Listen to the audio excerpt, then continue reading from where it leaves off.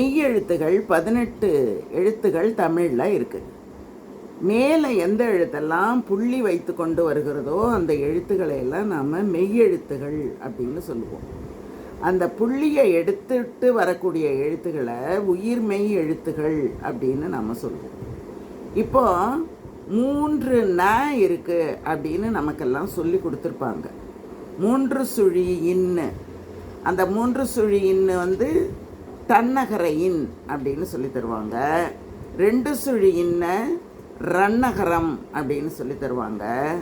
அந்த இன்னொரு இந்துன்னு சொல்லணும். அதை இன் அப்படின்னு நிறைய பேர் பேசும்போது நம்ம கேட்குறோம். ஆனால் அதை உயிர்மை எழுத்தாக வரும்போது தான் அது நங்கிற உச்சரிப்பை பெறும்.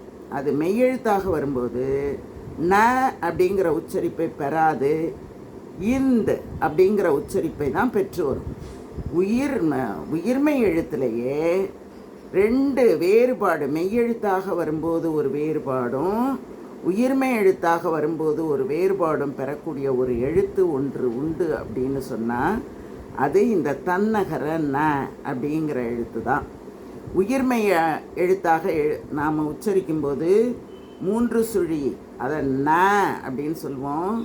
இந்த ரன்னகரத்தை ந அப்படின்னு சொல்லுவோம், தன்னகரத்தை ந அப்படின்னு சொல்லுவோம்.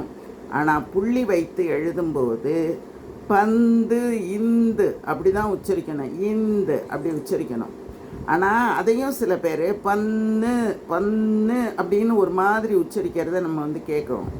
அந்த மாதிரி அதை நம்ம உச்சரிக்க முடியாது, உச்சரிக்கக்கூடாது. இது மட்டும்தான் வேறுபட்டு வரக்கூடிய ஒரு எழுத்து அப்படிங்கிறது நமக்கு தெரியணும். அந்த மாதிரி தான் நாம் உச்சரிக்கணும். அதே மாதிரி